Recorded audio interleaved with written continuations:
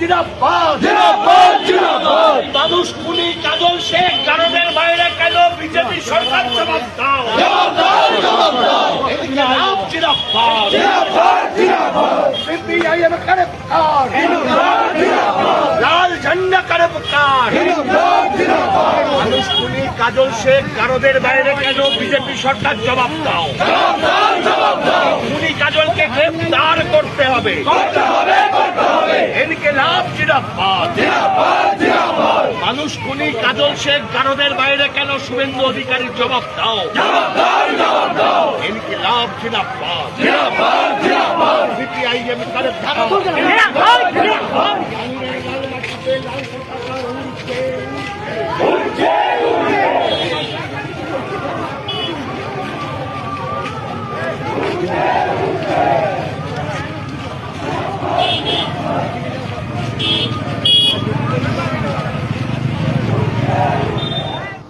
SIR এর রাজনীতি পরিকল্পিতভাবে করা হয়েছে এবং সেখানে আমাদের দেশের নির্বাচন কমিশনকে ভারতীয় জনতা পার্টি ব্যবহার করেছে এবং সেটা বুঝতে পারছেন এসআইআর এর মাধ্যমে যে নামগুলো বাতিল হয়েছে। আজকে কোন রাজনৈতিক দলের মুখে কোনো রাগ কাটতে দেখছেন?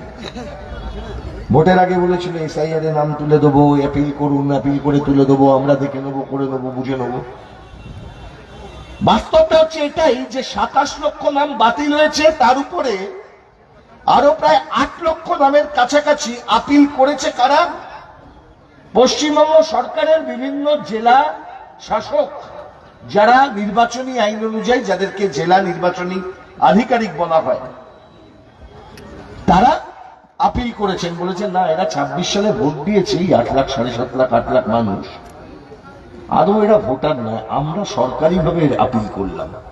ফলে 27 লক্ষ আপিল ছিল, নাম কেটেছে, আপনি আপিল করেছেন ট্রাইব্যুনালের কাছে, আর ওই 8 লক্ষ 7.5 লক্ষ সরকারি আপিল পেন্ডিং আছে। কজন বিচারপতি শুনছেন? 19 জন। 20টা না কোটা ছিল, একটা কমে 19 হয়েছে, 19 কমে 18 হয়েছে। একজন বিচারপতি বলছেন, মানে ট্রাইব্যুনালের বিচারপতি, আমাদেরকে যখন কথা হচ্ছে সেখানে বলছেন যে এটা আদৌ তো সম্ভব। 19 জন মানুষকে দিয়ে যদি 35 লক্ষ 33 লক্ষ 34 লক্ষ লোকের এই সব কাগজ দেখে দেখে রায় দিতে হয়, তাহলে আপনি যদি ভাগ করেন তাহলে কত বছর লাগবে এই হিসেব আপনারা করেছেন? আমি বলছি আরএসএস করেছিল, সেই হিসেবের ভিত্তিতেই তারা এই আজকের রাজনীতি বাংলায় সাজিয়েছে। এই দীর্ঘদিন ধরে মানুষের সমস্যা যতদিন তারা ঝুলিয়ে রাখবে, ততদিন পর্যন্ত তাদের এই ভাগাভাগি রাজনীতির এই পরিবেশটাকে বাঁচিয়ে রাখার সুবিধা হবে। তাই আমরা বলেছি প্রতিটি মানুষের পাশে কেউ আজকে দাঁড়িয়ে নেই, একমাত্র লাল ঝান্ডা দাঁড়িয়ে আছে। লাল ঝান্ডা নিয়েই আমরা আপনাদের কাছে যাচ্ছি, আপনাদের কাছে আইনি পরিষেবা দেওয়ার চেষ্টা করছি। আমাদের ক্ষমতা সীমিত, আমাদের হাতে কোনো ম্যাজিক নেই। যদি বলেন যে নামটা তুলে দিন, কোনো ম্যাজিক আছে আপনাদের হাতে? আমাদের হাতে নেই।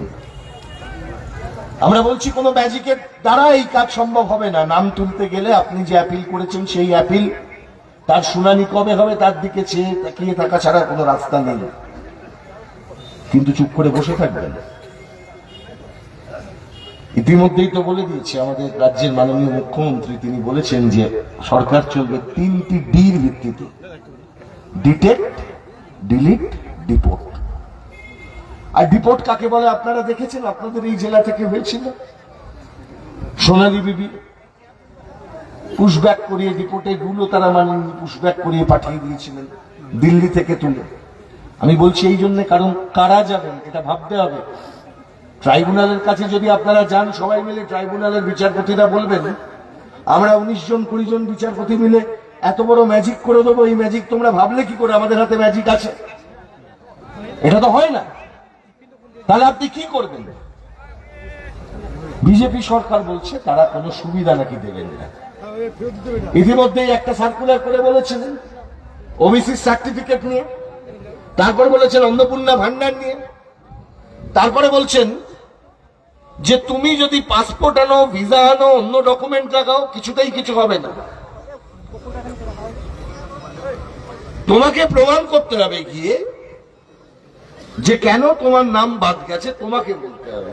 আচ্ছা, আমি জানতেই পারলাম না কেন বাদ গেছে। আমি যদি বলি এখানে কতজনের নাম বাদ গেছে, আমি ইচ্ছে করে ওটা করি না, কারণ একজন এই সবাই হাত তুলিয়ে তুলিয়ে এমন অভ্যেস করিয়েছিলেন ভোটের আগে, এই হাত তুলুন তো কজনের নাম বাদ গেছে, আমি ওই পদ্ধতিতে যাব না, কিন্তু যারা এখানে আছেন তারা নিজেরা ভাবুন তো যে কতজনের নাম বাদ গেছে, আর তাদের মধ্যে কতজন জানেন কেন নাম বাদ গেছে? কেউ জানেন? কাউকে জানিয়েছে এই কারণে আপনার নামটা বাদ দেওয়া হলো? এমন এমন বিএলও ছিল যে বিএলওরা কাগজ পকেটে দিয়ে চলে গেছে, জানুয়ারি মাসের নোটিশ এপ্রিল মাসে নিয়ে এসেছে, এপ্রিল মাসে এনে বলছে নোটিশ দাও, ততদিনে হয়তো নাম অ্যাডজুডিকেশনে গিয়ে অ্যাডজুডিকেশন থেকে ডিলিট হয়ে চলে এসেছে। তাই পরিবেশ থেকে মুক্তি পাবার রাস্তা কোথায়? আমরা বলেছি আমাদের কাছে সমস্ত কাগজপত্র, আপনারা যারা আমাদের পার্টির কাছে তারাই আসছেন, যারা সহায় সম্বলহীন, এটাই স্বাভাবিক, আমাদের পার্টি তাদের জন্য দাঁড়িয়েছে।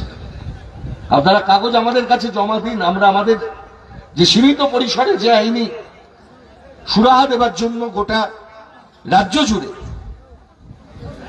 আমরা যেভাবে করোনার সময়ে যেমন আমরা রেড ভলেন্টিয়ার্স তৈরি করেছিলাম, ঠিক একইভাবে রেড ভলেন্টিয়ার্স লিগ্যাল এইডের মাধ্যমে আমরা এখন কাজ করছি।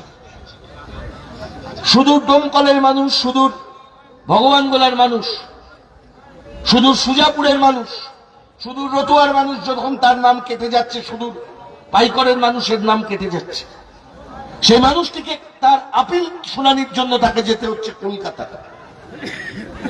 আমাদের বক্তব্য আছে, কেন জেলায় থাকবে না? কেন প্রতিটা জেলাতে ট্রাইব্যুনাল বসবে না? কি পরিকাঠামোর দরকার আছে? ট্রাইব্যুনাল বসাতে গেলে দুটো ঘর দরকার, প্রত্যেকটা কোর্টের যে ইনফ্রাস্ট্রাকচার আছে সেটা কি ব্যবহার করা যেতে পারে? জেলা প্রশাসনগুলোর কাছে আমরা সেই দাবি করব, নির্বাচন কমিশনের কাছে আমরা সেই দাবি করব। দাবিটা করবেন কোথায়? নির্বাচন কমিশনের পক্ষ থেকে যে সমস্ত অফিসাররা কাজ করছিলেন সেই সময়, তারা সবাই এখন শুভেন্দুবাবুর সরকারের লোকজন হয়ে গেছেন। স্বাভাবিকভাবেই এই কাজের গুরুত্ব তাদের কাছে কমে গেছে, তারা প্রয়োজনীয়তা ফুরিয়ে গেছে, কেউ কিছু বলছে না। কিন্তু আমাদের রাস্তা আমাদের নিজেদেরকে দেখে নিতে হবে। দেখে নিতে হবে তো নাকি? রাস্তা নিজেদের বার করতে হবে যখন রাস্তা না বেরোয়, তাই তো? মানুষ নিজের রাস্তা নিজে করে।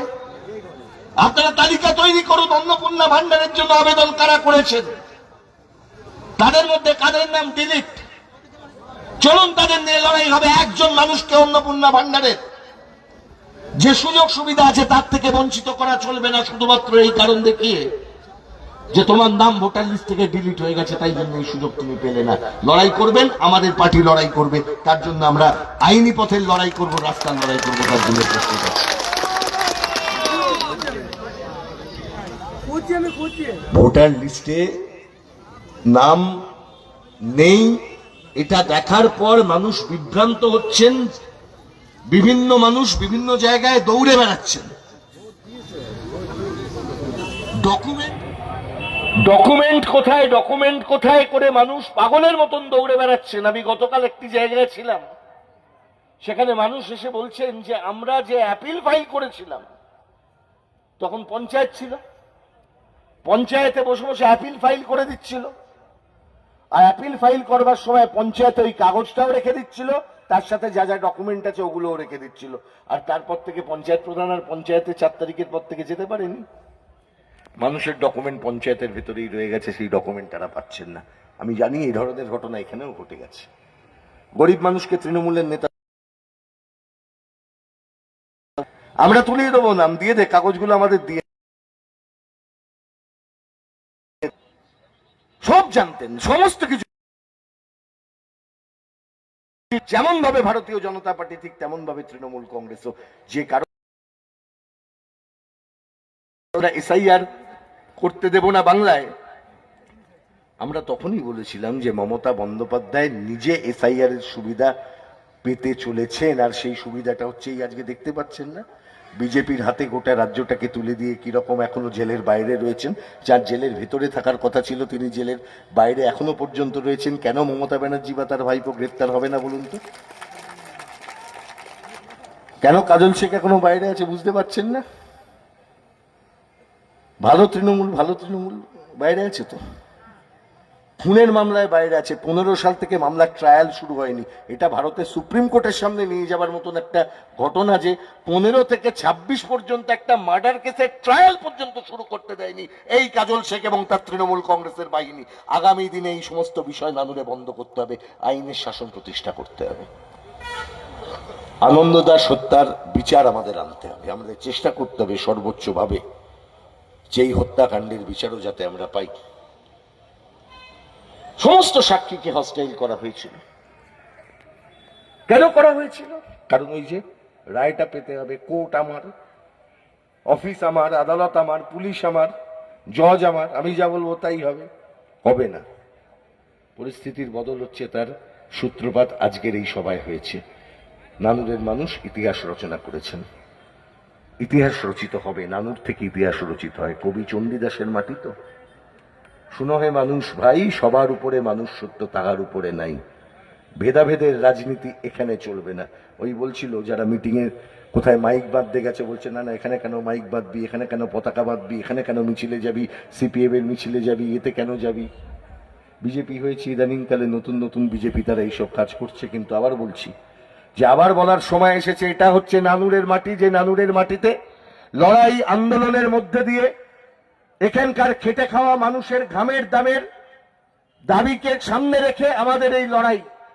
আর সেই লড়াই চলবে মানুষকে সামনে রেখে। আর সেই লড়াইয়ের সামনে কমরেড আনন্দ দাসের স্মৃতি আমাদেরকে অনুপ্রাণিত করে চলবে বহু বড় লড়াইকে এগিয়ে নিয়ে যাবার জন্য। আপনারা সেই লড়াইয়ে থাকবেন, এই কথা বলে আপনাদের সবাইকে লাল সালাম জানিয়ে, অভিনন্দন জানিয়ে আমার বক্তব্য শেষ করছি। ইনকিলাব জিন্দাবাদ, সিপিআইএম জিন্দাবাদ।